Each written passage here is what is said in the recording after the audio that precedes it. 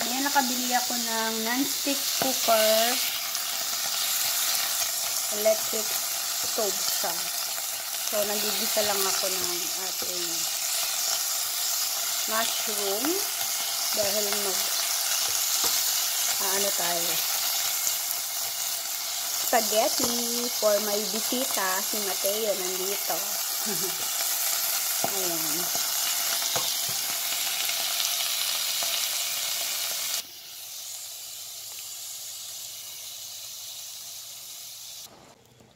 Ayan, nahaluin nga lang natin ito. Then, after a few minutes, pwede na to. Dahil luto na to eh. Lagyan ko lang talaga ng mushroom. Ikaw, Teo, where have you been? Ha?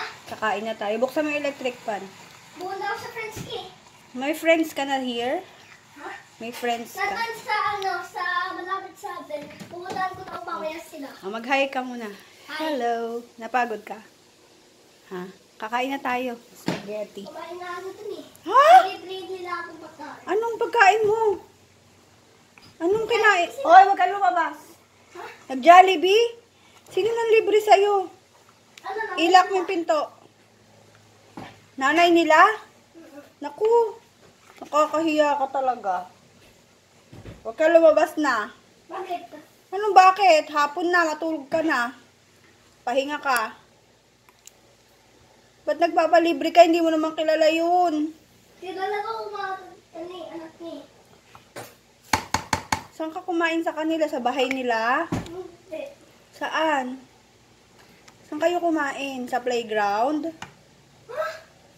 Ha? Doon sa malapit sa sa bahay nila. Saan ba yung bahay nila? Doon sa Sa labas? Ha? sa labas na sa may malapit sa atin. Sa may parang ganito din. Kabilang building? Oo. Anong oo? Anong kinain mo?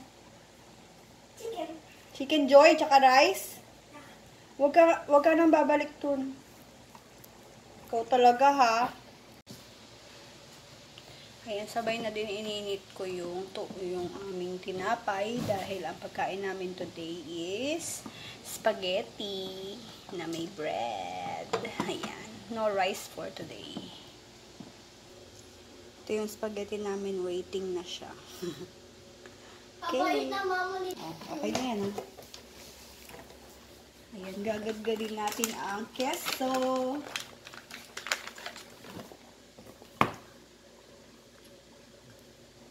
Gusto mo ba maraming keso? Ha? Gusto mo maraming keso? Bukod ka, hindi ka nila nakikita. Oo, opo.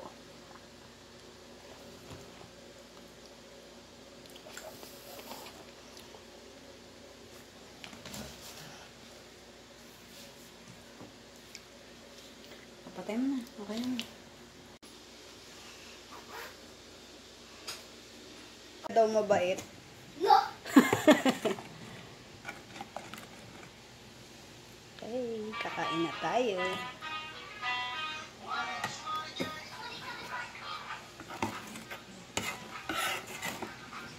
Nakikain doon. Hindi kailangan ko ng fish sweet. Sabi mo, Jollibee. Ano ba kalain mo? Fish sweet. Sabi niya Jollibee. Jollibee, sabi mo kanina eh.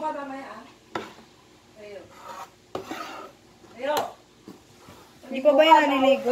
Hindi ka naman naliligo eh. Ano ba yan? Hindi, malamig daw kasi kanina sabi niya ayaw ko malaki. Kakain ka ba?